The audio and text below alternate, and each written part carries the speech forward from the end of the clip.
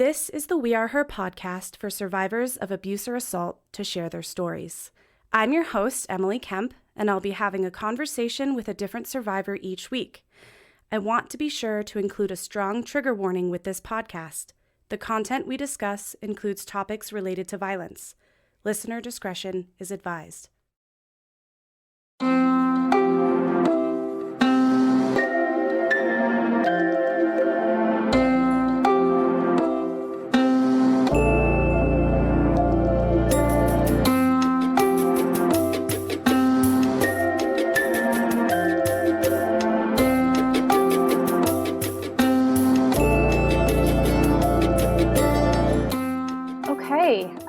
Hello and welcome to the We Are Her podcast. I'm just going to take a minute and let you introduce yourself to whoever's listening and say hello. Hello, my name is Alex. I'm in Texas. I feel like my accent is really going to come through when I listen to this later. Yep. And what do you do in Texas, Alex? In Texas, I'm a yoga instructor. Nice. I also work with children in a residential treatment facility. They have been placed there by Child Protective Services. They live there and they go to school there. So I teach there and I create behavior intervention programs. Awesome. Oh, cool. I didn't know that. And we've talked quite a few times. That's really neat. Yes. Thank you again for just agreeing to be on the podcast and for sharing your story. Obviously, we think it's really important, and we're so glad that other survivors think it's really important too. Well, thank you for allowing me. So generally what I do to kind of get the ball rolling with the story sharing piece is just to kind of invite you to start telling your story wherever you feel most comfortable or wherever it makes the most sense for you. Okay. I think the way that it makes the most sense for me is in sort of like a timeline type of a fashion that helps me to get the ball rolling. So this relationship started on the precise date of May 9th, 2018, which is actually 2 year anniversary will be coming up pretty soon of me knowing this person. And that also makes me very thankful to be here to tell the story. I would say that before this relationship began, I recall that I was doing very well in my life. My job was going very well at that time. I was doing social work for the mental health system for mental health in our court system. Okay. And I was teaching yoga. I was feeling healthy. I was happy. I mean, everything was going well. There had not been a recent significant event. I really was not even looking to date. I was not just recently out of a relationship. Before I worked for the court system, I was a crisis specialist, oddly enough, which I'm very good at. And that required me to go into emergency rooms and do evaluations on individuals that were experiencing a mental health crisis. Okay. And I did assessments to ascertain whether or not they needed hospitalization. So during this time, I saw medical professionals, and I saw this person. He's an ER physician who is the abuser. I saw him one day from afar, and as you know, ERs are really chaotic and there's a lot going on, and he was sitting like in a cross-legged position, and he had this appearance or this kind of what I now know is just a presentation about him that was very serene and calm and very intriguing to me. And every time I saw him at the emergency room, probably 3 or 4 times total in that job that I was doing, he was the same way. I never even heard him say anything. And I didn't feel comfortable asking about him, who's that doctor, Right. And at one point, after I was not in that job anymore, I realized that we had a mutual friend, and it was kind of a far reach. And I took that as a signal, oh, now I can ask, because I had not forgotten this person that I'd seen. And so I asked my friend, and he said, oh, yeah, we went to high school together. So then I realized that he was 20 years older than me. He didn't appear, at the time, he did not appear to be that there was that significant of an age gap between Sure. us. He said, I'll reach out to him. He's really not, I don't know much about him. I know that he got a divorce. Other than that, I don't really know anything. And he ended up contacting him. I'll call him Dr. Michael. Okay. Is the abuser, because I'll get confused who I'm talking about. So he contacted Dr. Michael and told him a little bit about me. And Michael said, absolutely, I'd like to talk to her. I'm single. I do yoga. She likes yoga. Cool. So I have this idea in my mind that I am going to talk and meet this person that is, maybe a little quiet. I had a lot of preconceived ideas about him just based on what I had seen from afar. Right. Like he had made a certain kind of impression on you. Yes, that stuck with me for quite some time. So I remember my friend said, can I give him your phone number? I said yes. And Michael called me, I think the same night that he got my contact information. And it was like 9, I go to bed early. And it was about 9:30. I was asleep. I didn't hear the phone ring. He sent me a text message. He said, this is Michael, and our friend said we might enjoy talking to each other. So whenever you have a chance, please give me a call. And so I sent him a text message the next day. I said, oh, that's, I'm quite excited to talk to you and get to know you. We can talk on the phone today. And so I would say the first red flag that I didn't realize at the time was a red flag. I started making excuses for him immediately in my mind.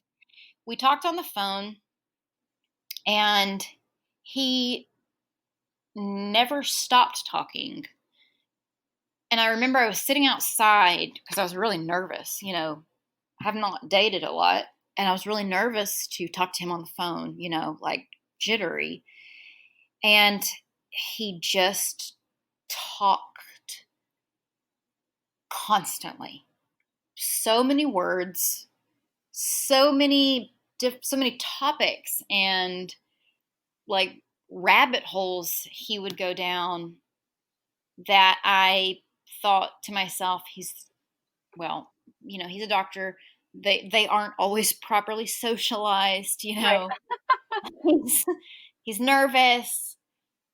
Already I made excuses from the very beginning, from the time we started talking. And he And I'm literally, curious too, real fast, like what I'm hearing is it sounds like it was like pretty one-sided, like he was taking more than he was giving and just kind of talking at you. Yeah, okay. yes, because I couldn't even tell you what the conversation was about. Sure. And at the end, it was so lengthy that my phone battery died, and just during like mid sentence, so I had to plug my phone in. And once my phone started working again, there were all of these text messages from him, like, has your phone died? Let me know when I can call you. Do you have battery yet? And I was so worn out from the conversation that I was thinking to myself, there's absolutely no way that I can get on the phone with him again tonight. Right. So I said, And I will tell you this. When I had first contacted him, the only thing I got in to say was, when you called me last night, I was already asleep. And he said, "Oh, I like that you go to sleep early." And I said, "Oh, for what reason?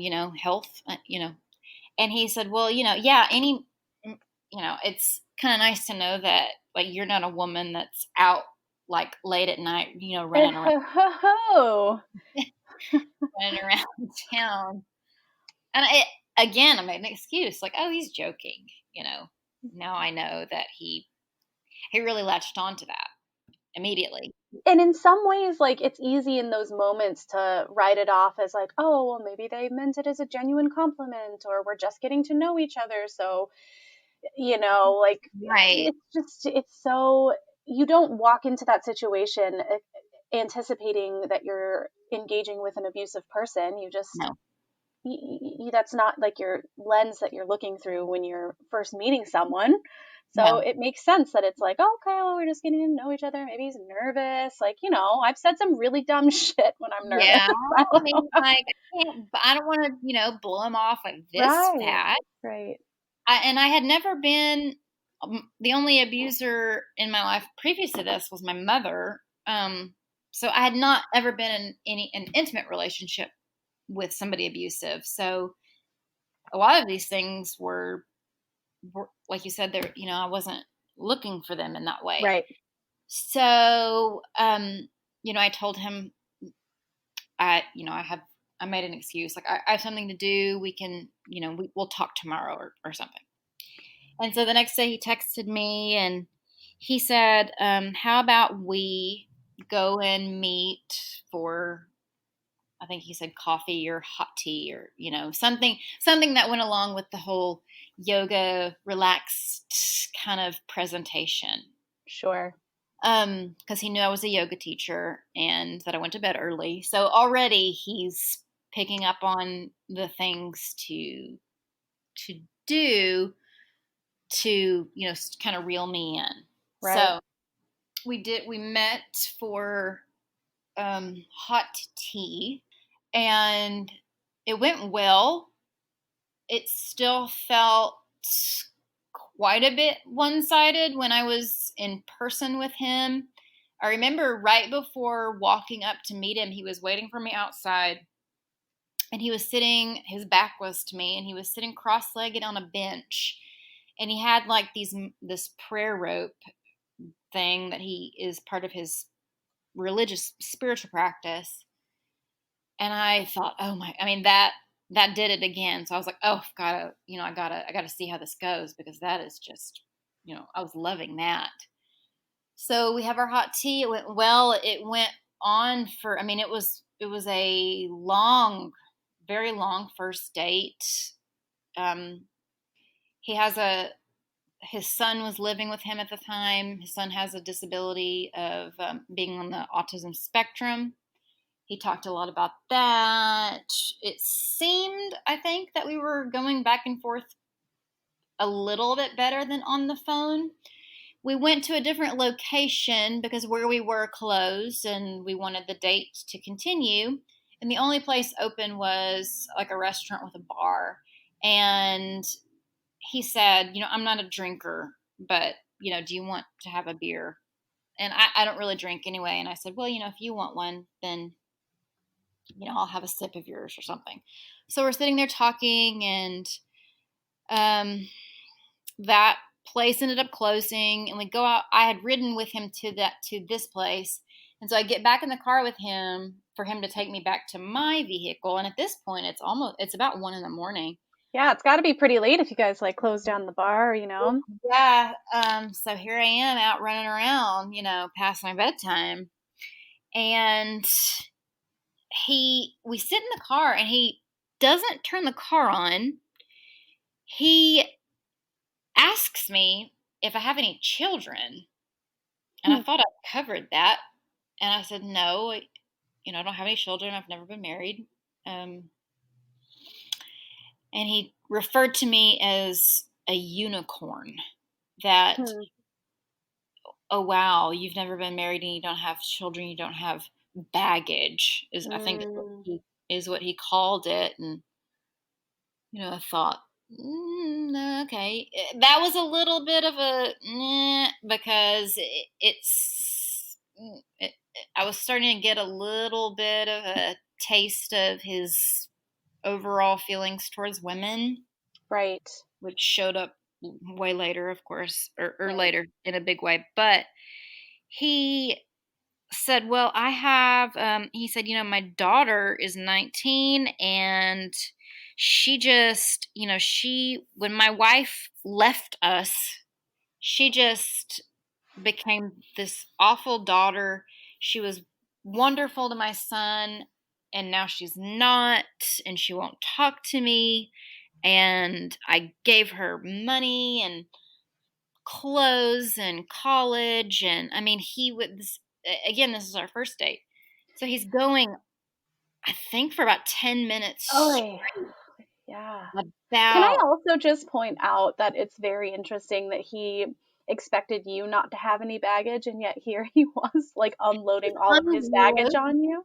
So much of it. Yeah. Right. What a double standard. Exactly. And I didn't think about that until you just said it. Mm-hmm. And he's just going on and on and on about his daughter and really just making her sound like this absolute ungrateful brat.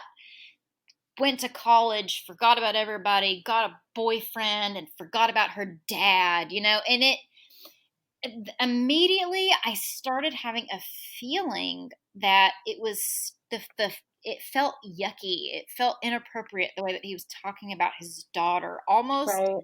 like he was talking about an ex-lover, Mm-hmm. which also kind of that showed up later. So I just sat there listening to this guy that I've just met, talking about his daughter that I've never met. And I was able to kind of move the conversation away from that. And, I'm tired. I have to teach yoga in the morning. So could you drive me back to my car? And so he drove me back to my car. He asked me if he could come to my yoga class the next day. My next evening class, I said, sure. He did. He wanted to go out again. And I said, I'm really tired staying up late, but I would love to a different time.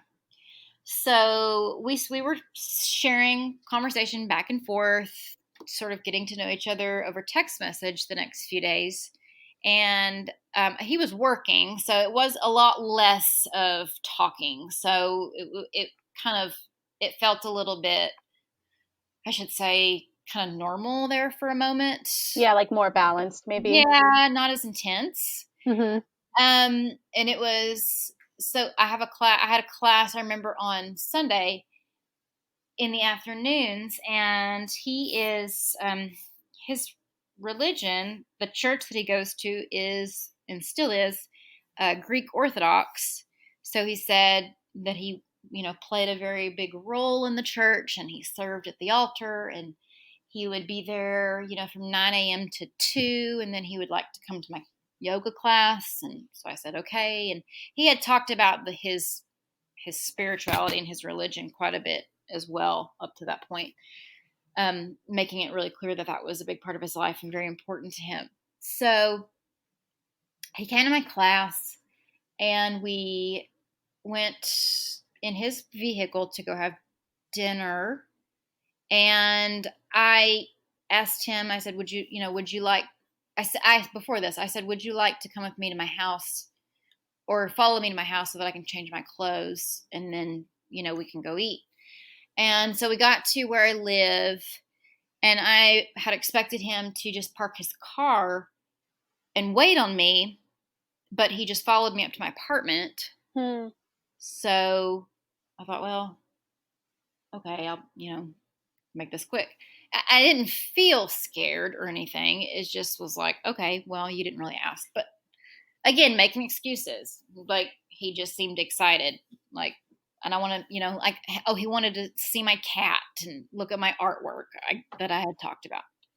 So I changed my clothes and I'm ready to go. And he's like, oh, sit here for a second. It was Mother's Day. He said, sit here for a second. I've got to call my mom for Mother's Day. And he called his mom, and then he starts talking about his religion, and he wants to show me this video of this priest talking about something related to, I don't remember. And time just passes with him talking and talking and talking and talking and talking and talking, that it gets to the point where it's clear that we're not going to eat and that he's not leaving my house. So we're sitting next to each other, and I have not, I don't know what came over me I was thinking, like, I've got to get him to shut up. Yeah. So there was like a small break in the conversation, and I asked him if he wanted to kiss. I just said, like, can I kiss you? That's one way to get him to shut up. Yeah. I love that tactic. It's so great. Like, I just said, do you want to kiss? Because I want you to shut up. So his face turned red, so red, and it looked like he was I thought he was going to say no. I really did, and I was just gonna, deal with that. And so we kissed. It was like a peck, and then we started kissing. We started like kind of making out, and I did not have the expectation of it going any further. Personally, I've always, wanted to have a little bit more time to get to know somebody before I had intercourse with them. And we, while we're making out, I mean, not for very long, like not even like, let's make out and it's just kind of fun to make out. He stops and he's like, do I need to go get a condom or something? And it was like, no, no, we're not. Like, I was like, no, dude, like, I don't have that. I just want to, like, we can just make out. And it ended up that we went into my bedroom, and I thought, okay, we're going to kiss and kind of hang out and talk. And he seemed to start relaxing more. And the next thing I knew, I didn't have any clothes on, and he was inside of me. It was so fast. Yeah. It seems like that's kind of like everything that I'm hearing too, just sort of his MO, like the way he operates, whether it's sex or just talking to you or coming into your house. Like he is just blowing past boundaries, like they don't exist, and not really checking and not like being, careful or empathetic or courteous. Just boundaries do not exist to him. Absolutely not. Not until after the fact. Like, it happens. Was that okay? Right. You're like, well, that might have been a question to ask before. Right. Before. Yeah, it's flipped. So, and I was really, it was confusing to me because I was like, okay, that happened really fast. I've never done that before that fast. I'm okay. And I told him, he made himself very comfortable in my house. He was walking around naked. He went to my refrigerator and like got out some fruit and started cutting it and was really making himself at home. And I knew that his son was at home, and his son really relied on him as far as like knowing where his dad is a lot. Right. So I said, absolutely no pressure. You don't have to stay any longer than you want to. I know that your son probably needs you. And he was like, no, I don't want to leave. So I was like, oh, okay. So you're like, maybe take the hint, trying to give you a graceful exit here. Dude, I don't think anything about you, like I see that you're respectful and you're not just going to leave and never talk to me again. It's absolutely fine. And he just didn't take the bait, and he spent the night, left the next day when it was time for me to go to work, just hung out, had some coffee. God. And what I can say, the theme throughout the whole relationship, and even when I try to tell it, it's like I never could catch up with what was going on. Does that make sense? Yes, though. I think that's a really articulate way of putting it. It's like he just kind of came in like a wrecking ball and left you like what like just moment to moment. Like, okay, I couldn't process that, because then then he wants to come over before his work at the emergency room, and he's going to bring some food, and we're just going to have some dinner, and then he's going to go to work, and then he gets off at 6:00 in the morning. So can he come back by? And I know that I left to go on a trip for a week right after all of that happened, and he came over one night for dinner, went to work, and then came by after work at 7 a.m., with orange juice, and stayed at my house right up until the moment I had to leave to drive to the airport. Mm. Like I'm packing my bag and doing all these things that you just don't do around somebody that you don't know well. Right. Like I just, like I got to pack my bag and like make sure the cat is okay. And, he's just there. He has marked his territory already. Yeah. Looking back, I know that he's like, this belongs to me now. Yep.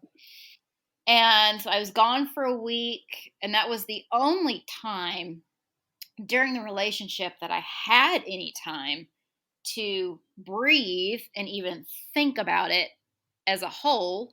Still, I'm making excuses for him. When it was time, he was so excited for me to come back.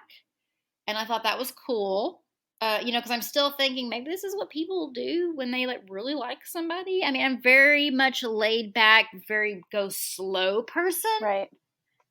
And so I just thought maybe this is a thing that some people do when they are just really excited, and I'll talk to him about it. We'll have a conversation about it when he chills out. Yeah. Would you consider what he was doing like love bombing? I don't know if you're familiar. Okay. Yeah. Yes. Which is it's such a intentional tactic, but it's easy to disguise as like affection and hard to challenge, because if you're like, what are you doing? They're like, what? Loving you. Like, I don't understand, Yes. Yeah. That is absolutely what, and from very beginning, Mm-hmm. it was love bombing. I come home from my trip. It's late. I told him, hey, it's late. We'll get together tomorrow. I walk up the stairs. I live in an apartment, and he was sitting on my doorstep. Wow. Literally sitting, leaned back against the door, like with his eyes closed, just waiting. And I thought, okay. Hello. Hi. Here you are. So essentially, from that moment, I think it was like, I want to say it was like May 23rd, because I was writing dates down. He essentially moved in to my apartment without my permission. There was no discussion. And that's still part of the whole, okay, well, I'll talk to him. Well, he'll get tired. He'll need to go home. Like. And if you didn't talk about it, it's one thing. I mean, at the time, on some level, I'm sure you're like, well, he'll go home eventually, but he basically just showed up and never left, which is not the same thing as like move. I mean, yeah, he moved in, but it's not like you knew that that's what he was trying to do at the time. I didn't know that that's really what he was doing. I thought he just wanted to always just be with me, and he made it like, oh, you're an island of, I can escape here and not have to be constantly dealing with my son, and I get to leave the emergency room and come here, and it's peaceful. And, so I'm thinking, oh, well, that's cool, okay, but still we're going to have to kind of catch up and talk about this at some point, because, right. Like I need to, we all have our at home things that we do. Like I need to stare at a wall for 30 minutes by myself. I mean, you know what I mean? Like, dude. So the very first thing I noticed that made it painfully obvious that something was not right was that it was about the first weekend of June. I had gone on a very short trip to go visit my sister. She lives in a different state. It was like a weekend. I get back on Monday. He's at my house. I have to go to work. And he's like, well, I'm just going to stay here and do some work here if you don't care. I'm like, well, hell, Yeah. You're always here anyway. What's the difference? You're going to do it no matter what I say. So, sure. I come back to my house. He has replaced all of my kitchen items with new dishes, new cups, new bowls. I mean, new silverware, new everything. All of my bedding is gone and replaced with new bedding. Anything in my shower that looked like it had been used had been gotten rid of. He'd cleaned the entire place, and there's things, but I am not filthy. Like, I don't live in a filthy type of environment. Right. And he said, I thought that since, we're in a relationship now, that you could start fresh with all new stuff, since I don't really know who's used your bowls and been in your sheets and used the stuff in your shower before me. That is a very, very odd way of looking at the world. Yes. And to me, it's like you were saying, that's like a territorial thing. He's like peeing on the fire hydrant. He's peeing all over that apartment. He peed all over it. Mine. That's this is all mine. And I use razor to shave my legs. I use men's razors. He said I got rid of all of those because I didn't know if those were left over by some boyfriend of yours. And that was the first time I looked at him, kind of like. And even if it was, that's exactly. A, none of his business, and B, like, fine, that still doesn't give him the right to like throw away your things. I was an explanation about my razors at this point, or my sheets. So that was when I started to try to concoct in my mind how to address this. And again, it was so hard because I could not keep up with him. Like, okay, I'll do it now. And then it would be something, So he, once we had intercourse for the first time, he wanted to have intercourse constantly. And that was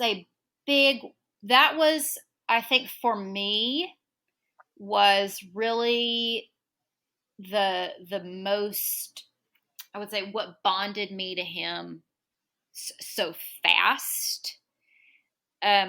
Because at the beginning, intimacy with him was it was very much about me. He was very generous, very, careful, gentle, kind. It was a tactic.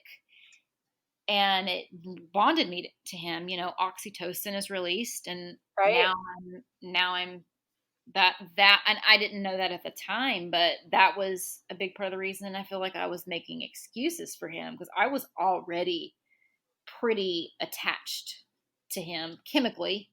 And that's intimacy shared, that's there are all the chemicals and all of that, but it's an investment in someone else. That is time, that is intimacy shared with someone else. And I think it's hard to just think, oh, well, we've already built this connection, like, do I want to throw it all away? Or it's easy when you're looking for the best in someone, when you feel like you've shared that connection, to write off some of the things that you maybe are concerned about. Absolutely. And that you explained it perfectly. So it was one evening, he was at my house. He wanted to make me dinner. He didn't start cooking dinner until he'd wanted to have sex. And then I was like, hey, let's do dinner another night. I just really got to go to bed. No, I want to cook you dinner. He starts cooking at 10 o'clock. I fall asleep on the couch and I'm watching this show that I was excited about. And he comes over to first of all, he told me, I don't want you in the kitchen. You're just going to get in my way. I can't have anybody around me in the kitchen while I'm cooking. I have to be able to focus. Okay. So I went to the couch, fell asleep, and he has this real elaborate meal, and I ate it really fast. He made a comment, like, oh, did you have a nice nap? And I was so tired that I thought, whatever, dude. And so I eat my dinner, and I went and got in bed and went to sleep. And I recall that he got in bed with me. I wake up at 4 o'clock in the morning, and not intentionally, I just woke up and he wasn't in the bed. And when I looked at my phone, to look at the time, I saw that I had text messages from him. And I'm like, kind of what the hell? So I go out into the living room and he is on his phone sending me text messages of articles. And I have a cat. The articles were like Psychology Today articles about the psychology of pet owners that let their pets run their house and their lives. And That's so random. yes. And Talk so about not being able to keep up. My goodness, it's just like an onslaught of one thing after another. and that's literally what it was. And so I go sit on the couch, what is going on? He said, I cannot take any more of your cat being near my food or my genitals. And she was never near his genitals, but I would have been aware of that. Yeah. Like he didn't want her in the room when we were having intercourse. Anywhere. Not under the bed, not on the dresser. I mean, nowhere. I mean, that's pet life. Like, if you have pets and you also want to have sex, like, they're generally like, Yeah. Especially a cat. Like, you can't tell a cat what to do. Like, I cannot go back here and try to do some behavior intervention. Right. So, he basically, got really onto me about that. And I went back and got in my bed, and he was on the couch, and I was just crying in my bed, thinking, I want to go back. I want to go back. I want my life back. Right. I can't handle this. This is weird. Something is wrong. This is not normal. I woke up in the morning. He wanted to have a conversation with me, and he gave me this whole spiel about, the whole thing about animals and and like, this is animals over humans, and they don't run us, we run them, all this kind of wild stuff I couldn't keep up with. And then he told me that the show I was watching on television was terrible, and it was poisoning my mind, and garbage in and garbage out. And did you hear the way those people in that show were talking to each other? And it was just all of this all at one time. So I just started crying, and a lot of it was I was exhausted. Yeah. It wasn't so much that I even cared what he was saying. I just wanted him to go away. Right. And I told him, I said, you've just got to go. You've just got to get out of my house. And he did. There was a little lapse of time. And, he would profusely apologize. I'm a terrible house guest. I don't know how to act. I have not been with a woman, all of these things. So this pretty much type of behavior continues. So we're into June, and it seems like the month of June was a little bit better. It was just him still constantly at my house. If he wasn't at my house, he wanted me to ride with him. If he had to go get his laundry, he wanted me in the car with him. If I went to yoga, if I had yoga that I was teaching that he could go to, he wanted to go and then drop me off and pick me up. And I never was able to drive my vehicle unless I was by myself. He wanted to drive. He wanted to pick me up. He introduced me to his church, which was a big deal for him. And the next big incident I remember was that we went to church. It was still all different and unusual to me, just the way that it's all set up. Orthodox is, if you're just walking into it, it's different than anything if you haven't ever experienced it. And, he told me where to stand. And so this was a church event, we went to church, and his son was there, and there were all these people he wanted me to meet to go eat. And we went to go eat, and it was me and him and like 5 other men. And so he said the name of it was a sushi place. He said the name of a fish, kind of funny. Like, instead of saying Escalar, he said Escobar. And so I laughed. Pablo Escobar, kind of, haha. Yeah. And he said really loud, he goes, fine, I am not going to feed you anymore if you're going to laugh at me. And the whole table went quiet, and nobody said a word. And then again, a tithe of apologies, followed by some strange explanation for his behavior. So we get into it's basically it's just a cycle of this onslaught of odd stuff. He wanted me to take private jujitsu lessons with an instructor of his choosing. He said that I did not have any sort of awareness of myself, that I did not need to wear yoga pants because they invited sexual assault and sexual advances from men. I gave men the wrong impression. I needed to wear something around my waist or change if I wasn't teaching yoga. It's just everything is about you not being good enough. You aren't capable enough. You are like, it's just, he's either talking about himself or the way that he's talking about you is in a very strange, negative, harmful way. Yes, all of it. Oh, I don't recall much positive that he had right. to say, unless it was in the honeymoon phase, which always were very short. Right. The cycle of abuse. Our honeymoon phases did not last very long. So that started with him. He started buying me clothes. I just like to dress you. I like to pick things out for you. I bought you this, and I was going to church with him pretty regular. He really wanted to, it was like he wanted to present me as like, I've got this woman. She's 20 years younger than me. She has no children.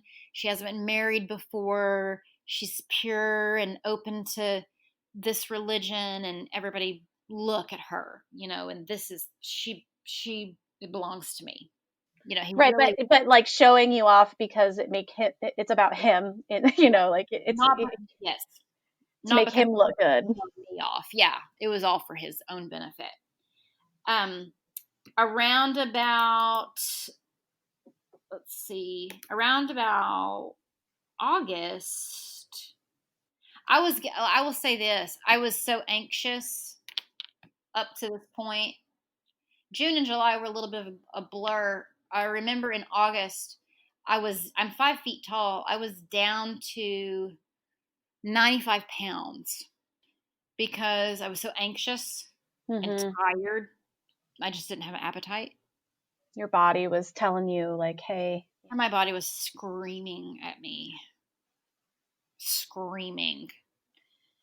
And we went on a trip to Boston and New Hampshire with him, his son, to go spend the week with his biological father, who he had just discovered was his biological father a year before. So we're going to spend a week with these people who I don't know in a place that I've never been. He takes me to a place in a really nice part of Boston to pick out a diamond to look at rings. And I thought he was just doing it.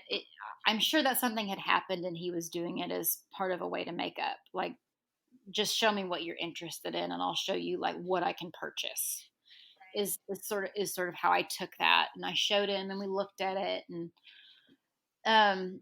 we were staying with his father and stepmother, and in this sort of weird, odd situation. His son needs his dad's attention a lot.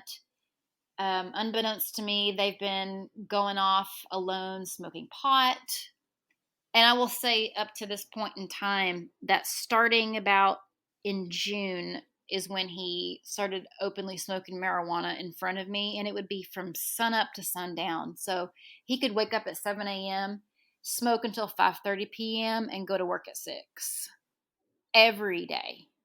Work or no work. I found large.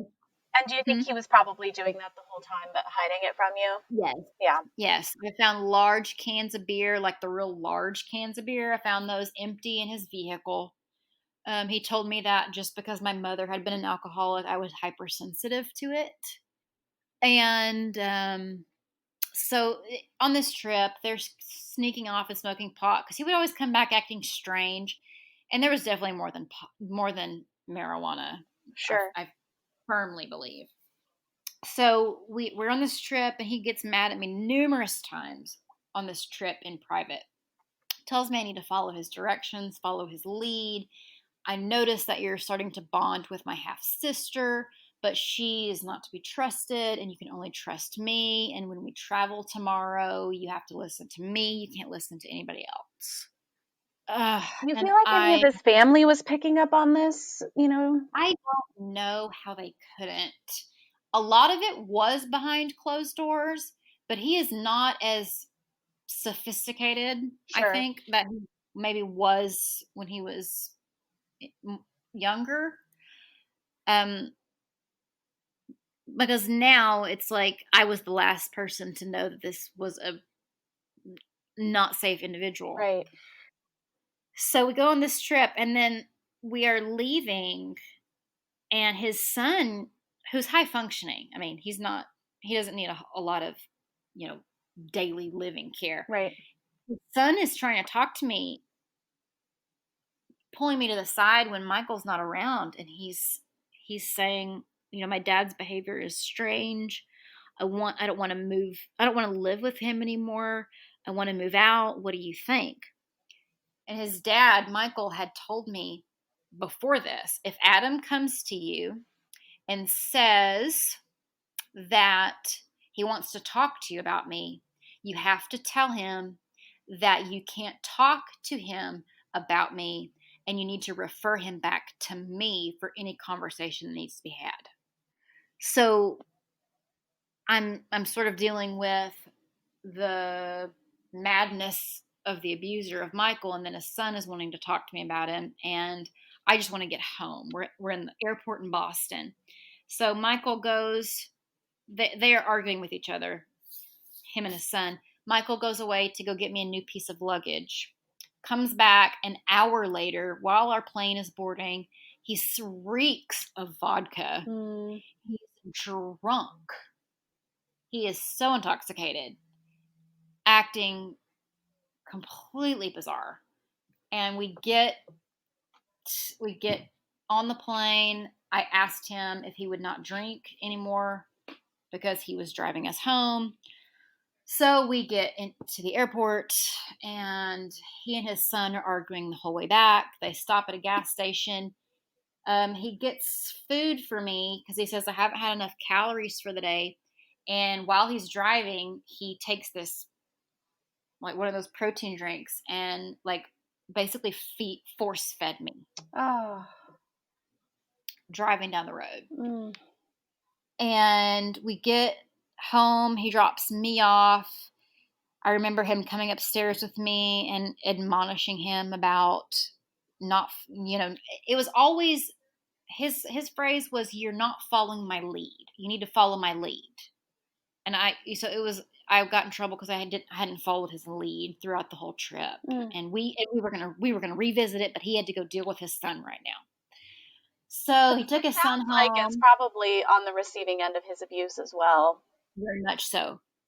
Very much so. But is in a vulnerable position and kind of dependent on his dad in a lot of ways. And if he were to speak up, people would, he could very easily use his autism status against him and be like, oh, he's autistic. He doesn't know what he's talking about. Or, it just, I feel for his kid. Yep, that's a part of his disorder. Oh, yeah, all of that. Yeah. So the next day was he never did miss church because he was so important to the church. His words. And right. Which is less to do with actually wanting to practice, something spiritual, and more about elevating himself in some way. Yes. No, there was no, I didn't really notice any humility there, right. which I thought was kind of the whole point. But he did not show up at my house to pick me up, and I just had a really bad feeling because his son didn't answer the phone. This is when I was starting to notice that things were really strange, and so I'm thinking, oh my gosh, something has happened. Well, especially for someone who's been keeping tabs and just on your ass for so long, for them to just kind of go radio silent is a little eerie. Yes, because he never did go radio silent. So I drive out to his home. I walk in the door. There's the refrigerator's open. There's drug paraphernalia everywhere, marijuana, alcohol. there like a tub of flowers poured out on the kitchen on the counter. There's Hershey syrup dripping down the down the wall, and Michael is laying on the couch naked, just passed out, literally passed out. Hmm. And I shook him awake, and he, what's going on? And, I told him, I said that was really scary. I didn't know what was going on. And he said, well, the good news is you can move in now because my son left at 4:00 in the morning and he is never coming back. So let's pack up your stuff and move you in. And that was his main focus. They had gotten in an argument. His son left in the middle of the night to go stay with a friend. He's not coming back unless it's to get his stuff. Now I can move in. And no explanation for all of the bizarre stuff, literally just dripping everywhere. No, nope. The doors are open. None of that. So I was thinking to myself, okay, dude, again, sort of making excuses. Like he's just talking out of his ass.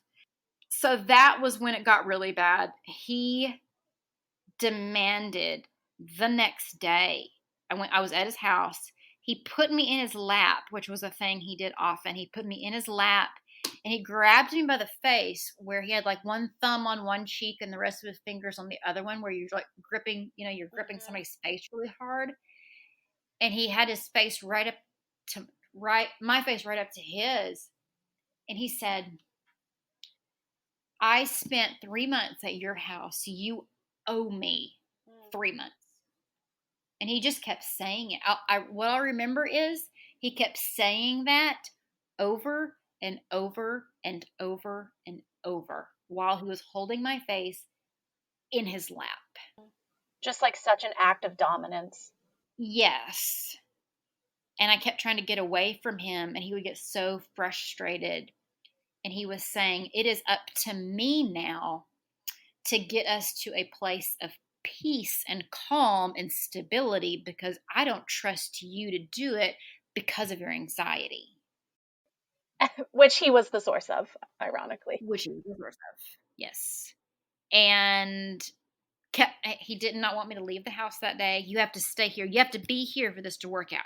You have to be here. If there's a problem at my house, then it's because you brought it here. This house doesn't have problems. If a problem exists, it's because somebody else brought it in here. So if you have a problem moving in here, then that's because of something that's wrong with you, essentially. I told him my feelings about that, and after his rage was over, brief little honeymoon phase, that's ridiculous for me to say, I apologize. The next day it was the same thing.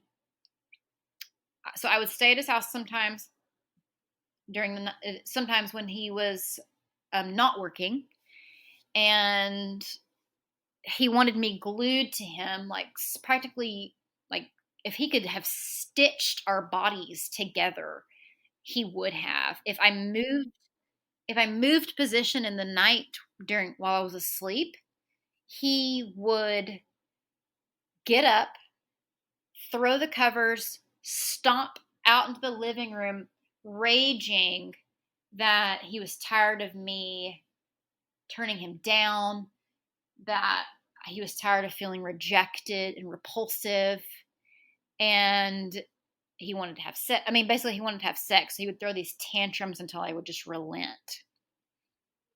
And also at this point, I'll say that he was starting to introduce like BDSM type of desires, which I told him I didn't have any interest in beyond that.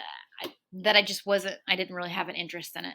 He wanted me to wear a dog collar while we were having sex, and I did not want to do that. So he ended up buying me what's called a discreet slave collar that only he had the mechanism to open it with.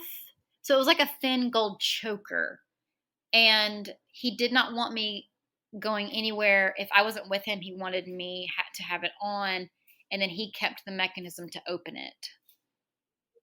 so that people would know I was his property, Right. his word. Right. Which, like, there's a completely safe way to practice BDSM, but whatever was going on with him, it had nothing to do with any kind of like mutual respect. It was all about trying to control and dominate Yes. and own and Yeah. possess you. Yes. Mm. Yes. He started introducing some of that, and we had planned a trip to go out of the country for a week. This was back when we first met, and it was to Belize, and we went. My dad actually told me before the trip, if you're not comfortable going, I don't want you to feel pressured. You can always back out of anything if you need to. Mm. You know, and I thought, oh, he's just kind of nervous because I'm leaving the country. That was not why he was nervous. No. So we go out of the country. The third day we're there, he wakes me up and he has purchased the ring that he got when we were in Boston. And he said, I want you to marry me. Will you marry me? And this is our 4th month together. Right. And I said yes, because in my mind, I thought I cannot say no to him in a foreign country. Right. With 4 days of a trip left. Again, I'll say yes, and then we'll deal with it when we get back. You know, we'll figure this out. This does not have to be immediate. I didn't even, and I didn't want to tell anybody. Right. I was not overjoyed. I was not happy. I was not excited. And I do want to point out too, like what you were doing there. There's and we've posted a little bit about it on our We Are Her social media, but there's a 4th survival response that we don't talk about a lot. So there's like fight, flight, freeze, and then the 4th one is called appease. And that's a survival technique as well, because in that moment you knew that the safest thing for you was to just placate, to appease him, to play the game so that you could stay safe in the moment, because some piece of you knew that to reject his proposal would have put you in severe danger. Yes. But in those moments, it's really hard. Like if you don't understand what your own behavior is, like, why am I doing this? Then it's easy to crap on yourself and be like, why did I do that? I suck. Like, what am I doing? You know, why did I say yes? It's really confusing. It's very confusing. But you're right. That was the only way I knew how to survive in that moment. Right. So the ring's on the finger, and we are in the pool, and I was like, oh, I got to go to the bathroom. I got to pee. And he's like, no, just do it. You know, or no, we were in the ocean. He said, just do it here. And he put his hand like where he could feel my urine. And I again, like, oh, he's just being silly. And he's a doctor, so that's not even a weird thing for him, you know. So that continued to where from that point up until I got away from him, I'll get into that in a second, but just that started. So we leave Belize and we are in the airport in Houston. I'm wearing modest clothing. I have on just regular pants, a top that like hits right at the top of my pants. And he says to me when we were in the line at customs that some man was looking at me, was disregarding his presence, disregarding the ring on my finger, and I didn't notice it, and I needed to pay attention to that kind of stuff. Again, okay, fine, sorry. We go sit down. I squat in my chair because I have back pain. A little bit of my skin is showing. That's not going to work. You need to sit down. And he would say things like, you just can't catch a break, can you? You're like, no, I can't. So maybe like, no, I really can't. You know? At that point, I'm just like, get home, get home, get home, get home, get home. So we get to Dallas. We stop. We're in a Whole Foods in a cafe. And we're in a booth. My back is covered by the booth. I'm in the corner where there's a wall. My back is killing me, and he knows this. I squat in the booth. He looks over at me and he says, that is what men pay money to see from whores. Wow. He gets he's big, he's 6'4". He gets up in the booth himself, squats like I'm squatting, pulled his pants down and revealed his entire naked backside, his whole ass in Wow. Whole Foods. Turns and puts it in my face. Oh my gosh. Just his entire naked backside. I was able to, I just said, stop, Michael, stop, stop. And I just I pushed him out of the way as best as I could. And I got out of the booth. I went and sat outside. He came out. And that was, I would say, some of the worst abuse that occurred was on this drive back. He was driving over 90 miles per hour. He, to the point he started raging at me. That ring on my finger didn't mean anything. It didn't matter. He wasn't going to be mind fucked by a woman. He'd been mind fucked by women before. That was one of his real mind fuck was something he really liked to say. And that I was denying his reality by not letting him help with my anxiety. And therefore he was suffering because I wasn't letting him help me. And it got to where I looked over at him, and I know that women have said this before. People have said this before about when they feel like they've seen evil. His eyes normally were blue, and they were, I remember this vividly, and I will never forget it for as long as I live. They were black. His eyes were completely black. And I said, pull over because I'm going to be sick. We pull over on a busy interstate. I'm vomiting, and he's raging, walking around the car, raging. And he gets back in the car, and he's like, we just need to get your anxious ass home is all. And I start to say something back, and he grabbed the back of my head, like my hair, and he leans over and pushes the side of my face up against the right passenger window. And he's just, I know he's saying something. I don't remember what he said to me. All I remember was, I know that in that moment I dissociated. I totally left my body, and I was watching myself with my head being held up against a window with this man raging at me after I had just vomited. 90 miles per hour all the way home into my apartment. And he drops me off, shows me his naked ass again so that I can see what I look like. People see what is mine. That belongs to me. I'm not going to have anybody seeing it. Stomps out of the house. Fast forward, we go see a therapist. It was 3 hours of him talking about himself. She told me in private, he's an abuser. You cannot be with him. You have to get away. If he doesn't take your life, I'm afraid that you will. And I was about 89 pounds at this point, going on for like 88. Couldn't stay awake, sleepy all the time.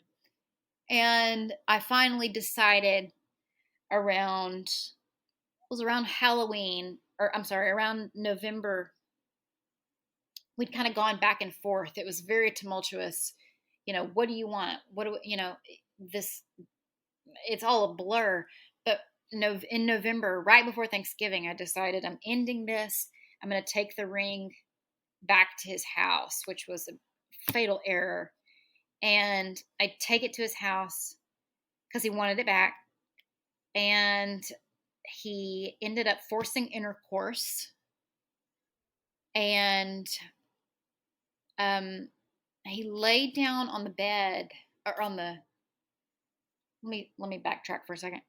I want to say that from our trip to Belize up until this point, anytime I was with him, he would follow me to the bathroom to put his hand in my urine.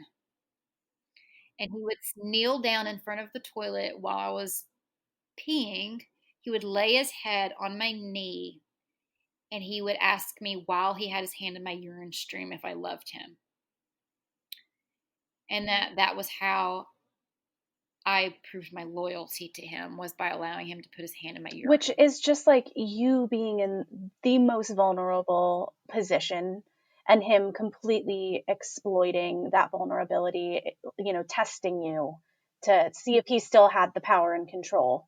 Yes. Right. Which when it's like sounds so, I mean, that's obviously a very bizarre thing for him to do, but it also, when you put it into the context of that need to have power and control, it like sickeningly makes sense. Yes. Yes. Yes, absolutely. So that from September until I finally ended the relationship, that was happening. And he would be disappointed, like if he didn't get to go to the bathroom with me, it's very, and by that point I was so tired that I didn't think about it too much as being anything. There were so many other things going on, so much other abuse going on, that it was like, okay, he wants to put his hand in my pee, Right. fine. Just exhausted. So I give him the ring back. He forced intercourse. He laid on the couch and pretended to play dead. And I go over to get my keys. He, thinking I can kind of sneak out, he gets up, starts raging at me, comparing me to my alcoholic mother, telling me that at my age, at 33, that I'm not going to find love. He pushed me up against a wall and held me again by my face. And I remember his spit covering my face. And all I remember thinking was like, I wish I could just wipe this out of my eyes, because I can't really listen. I remember thinking, I want to listen to what he's saying, but I had my face was covered in his saliva. Right. And he just would not let go of my face. And then he grabbed me around the throat and pushed me up against the wall, like up and against the wall more, with his hand on my throat, and snarling wild things, wanting to know who I had sex with before him, and what was I going to do to prove to him that we could be together and I could be his wife. These things that were so bizarre. It was almost like I was witnessing a psychotic episode. And he let go of me. And I remember just reaching for my purse and my keys. He went and laid down on the couch again, played dead. After all of that, I'm walking slowly out the door. I get almost to the door. He hops back up. If you leave here without telling me who you have had sex with before we met, I'm never talking to you again, or something. And I'm thinking, well, duh, that's the whole point. Like, I just ended. You're like, adios. Like, that's okay. Which that's I do want to point out too, like, it's, most abusers generally don't use physical abuse until they feel like they're losing that power and control. And that's when it gets really, really dangerous. So by you going and being like, engagement over, goodbye, that's going to like escalate shit real fast. Yes. And it did. So I get to the door. He blocks the door. Answer the question, answer the question, answer the question. And I'm just standing there. I'm not saying a word. He said, he has his phone. He says, fine, I'm going to call the sheriff's department to have you removed. He calls 911. I open the door. I get in my car and I drive off. 3 days later, calls like nothing's happened. Basically, from November until September 2019, he stalked me, harassed me, to the point that I had to contact law enforcement. I kept records of everything he sent me. I would get 50 emails. I would get 100 text messages. I would have 2 or 3 20-minute long voicemails, literally up until September of 2019. So, 7 months ago? And I changed my number. I changed my email. I changed everything. I drove a different car for a little bit of time. I quit teaching all of the places where I was teaching yoga. Had to not work for a short period of time to get all of this under control. I moved at the very beginning of September, and I never, nothing, never, no contact, no nothing at all. And I'm like, thank God, because right up until the day I moved, he was knocking on my door. Right.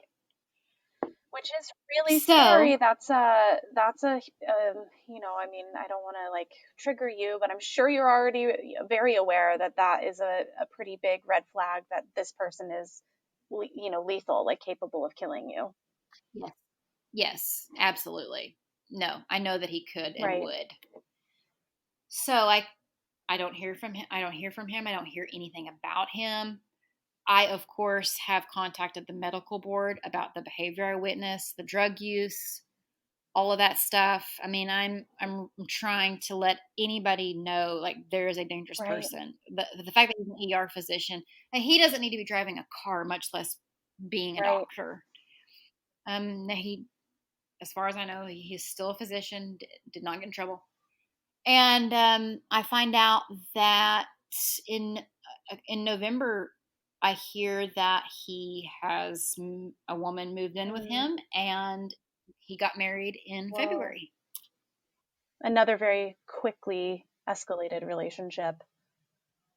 Yes. And I've already been contacted by Child Protective Services because she has 2 children, and been called to testify for a custody hearing to testify about his behavior. Wow. Because the fathers of the children picked up on this person's behavior immediately and do not want their children around Right. him.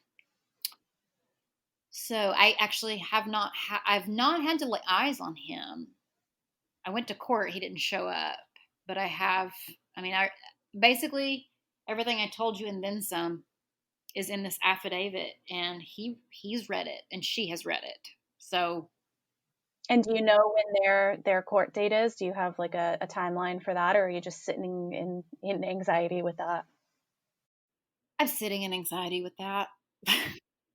And when I did go, when he didn't show up, his current wife was there, and I had an attorney with me, and the attorney said something to another attorney like, I'm here to make sure Alex doesn't, to make sure Alex is protected. And she closed her eyes and shook her head like she didn't believe it. And I don't have any bad thoughts towards her. I know that I know what her thought is, because he did the same thing to me with his ex-wife. She's mentally ill. She was found to be incompetent. Of course, none of that was true. So I know what she's hearing about She's me. on her own journey and deep in that world right now. Way deep. Yeah. Because she lives with him. She doesn't work anymore. I mean, she's now 100% reliant on him. Right. And I think that what saved me, and I could go on and on, but what saved me is that I had not moved in with him. And the fact that I had somewhere to go to get away from him really helped me to get away from him safely. Right. And the fact that I, by some miracle, was able to tell people close to me what was going on, because they didn't know. And they all of them, my dad, 2 of my friends, I mean, they just looked me square in the face and said, "You're being abused. Right. You're being abused, and he's going to kill you. Like, if he doesn't kill you, you're going to end your own life."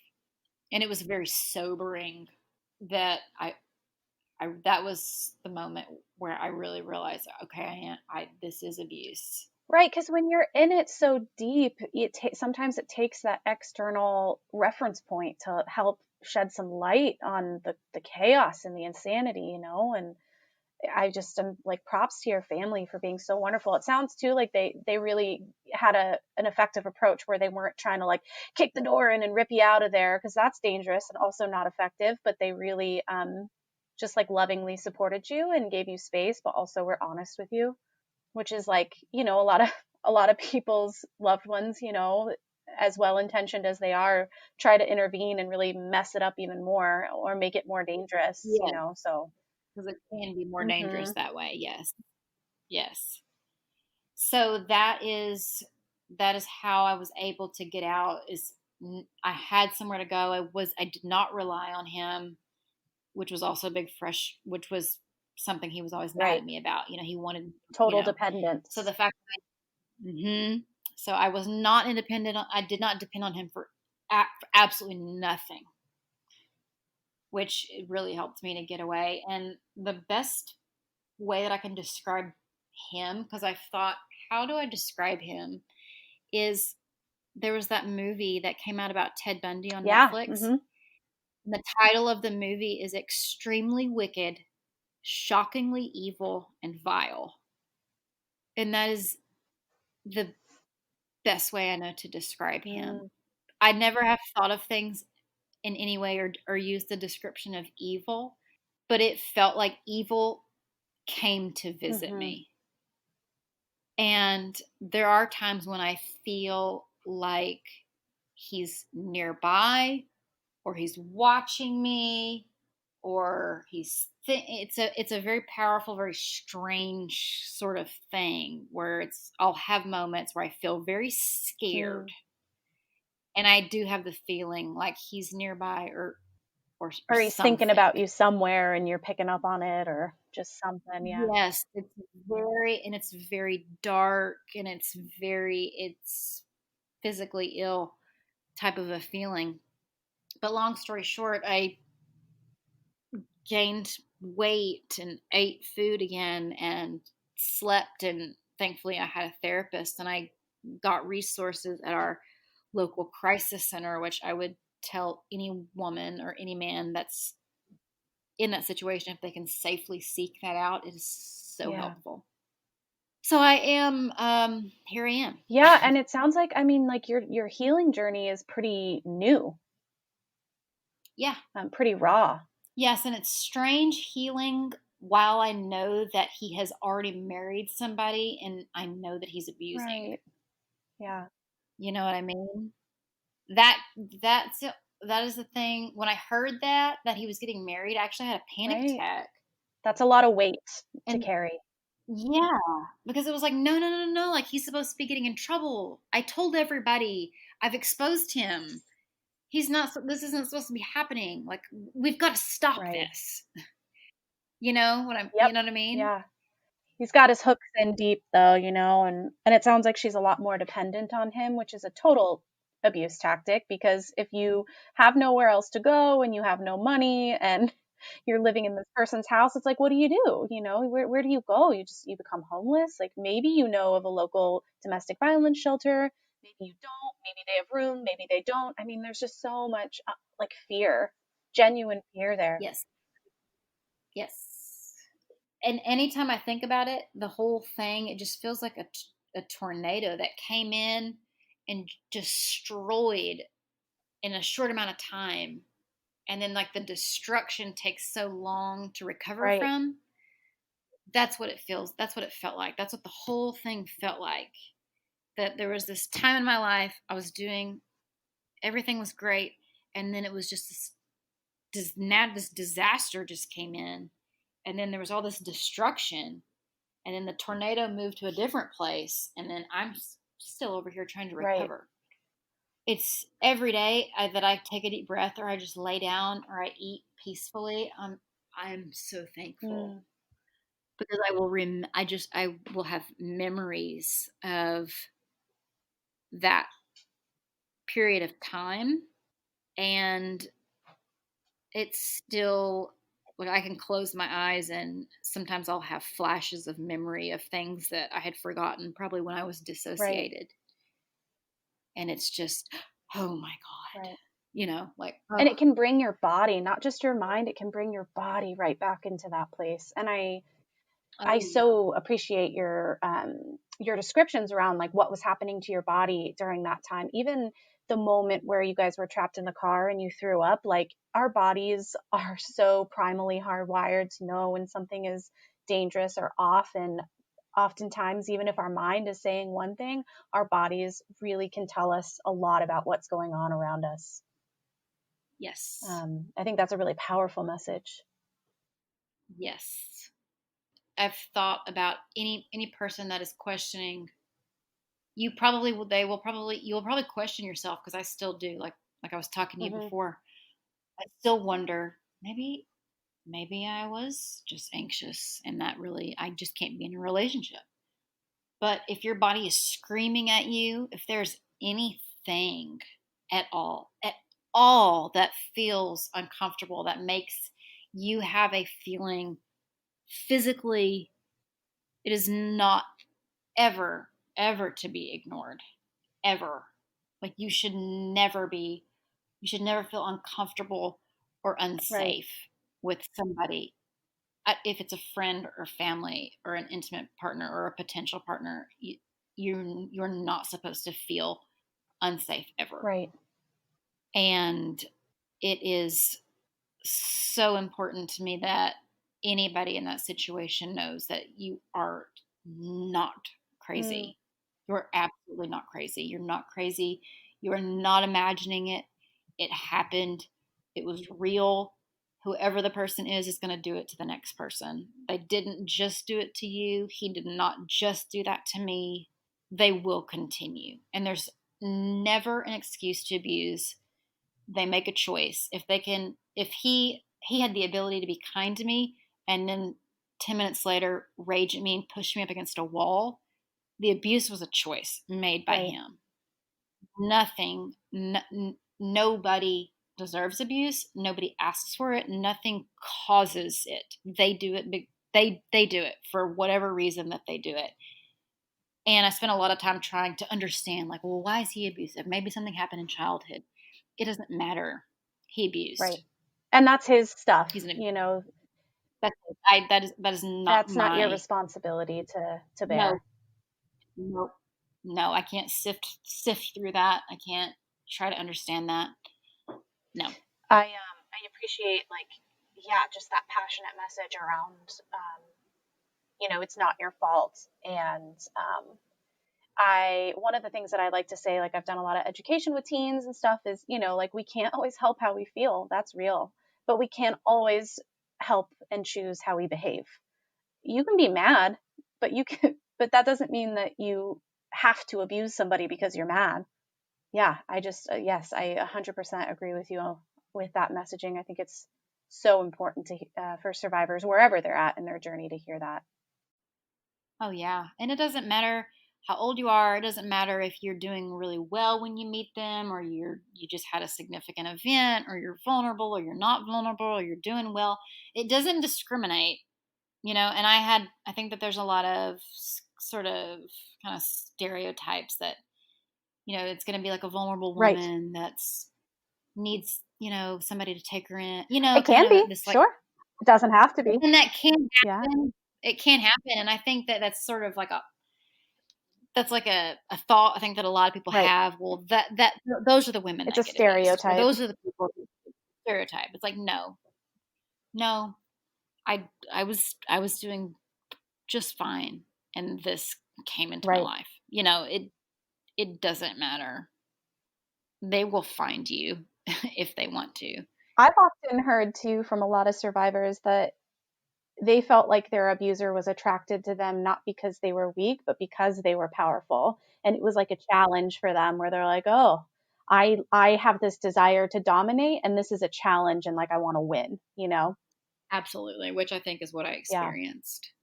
And am still sort of experiencing. I think in a way he's still being abusive, like not showing up to court when he knew that he had to, he's still trying to exert power and control. And I know that he probably does it with his ex-wife, whether it be driving to see if I'm at a place that I would be, or if she's somewhere, I know that those things are happening.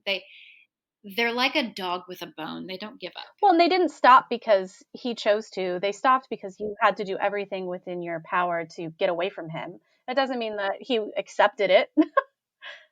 No. You were just able to, like, figure out a way to get get out and create space.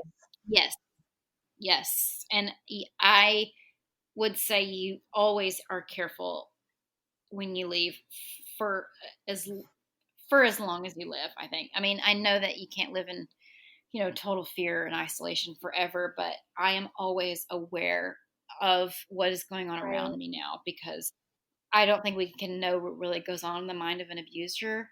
And based on what I witnessed and saw, it would not at all surprise me or shock me that just because he got married doesn't mean that he would still not do something to hurt Right. me.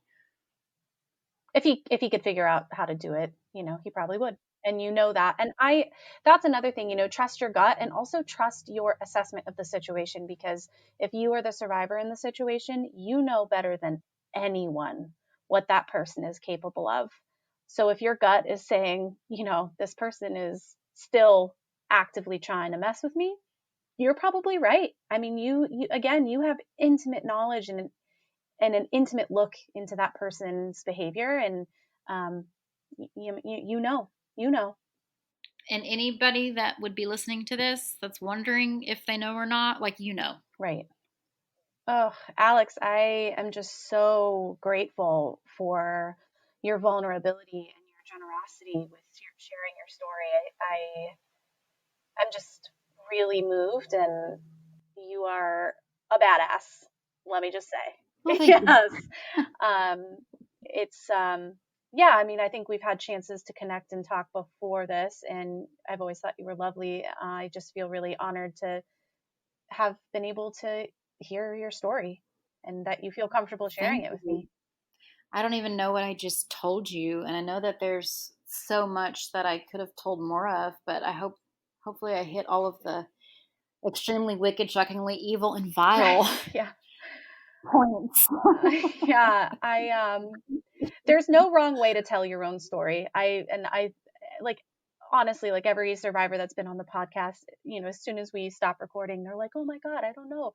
Did I say it right? Did I miss something?" I'm like, "It's your story. You're not acting as you're not reading from a script. Like, however it comes out of you is perfect and beautiful." Thank you. Well, on that note, I think if I kind of want to just create space for you, if there's any last thoughts that you want to share before we wrap up, then I kind of want to give you that last space. I think it would be similar to the same message. What I've had to tell myself and what helped me the most is that, first of all, you're not obligated to stay in any relationship that doesn't feel nourishing if it's because they drink too much and it makes you uncomfortable. That can be enough. If it's that they treat the cashier at the movie theater rudely, that can be enough. If they shove you up against a wall and spit on your face and grab you by the head, that is enough. Like, you do not have to stick around to see what else is going to happen. If your body is already telling you that this is not safe, then listen to your body. I got down to 88 pounds when I left, and that was my body telling me I cannot you cannot take any more. And my mind wanted to keep going to try to make it better. It is so worth it it is so worth it to get away. It feels like you're detoxing from a drug. I've never had to do that. Well, actually I have, because that's basically what you're doing when you leave an abuser, because you're so bonded to them.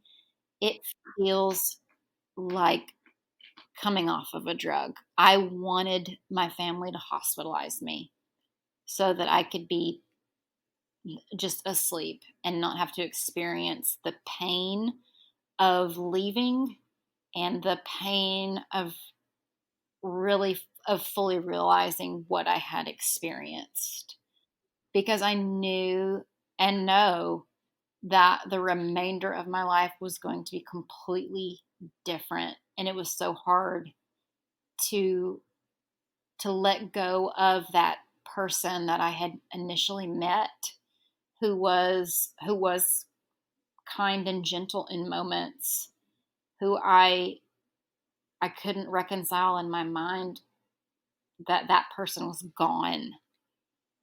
And I was still clinging to that idea that he's going to be back. That person will be back. That person that thought I hung the moon and was sweet to me and gentle and kind, he'll be back. Like, I just know it. I just have to give it time. And your hopefulness, that's beautiful. That's what you should do in a relationship.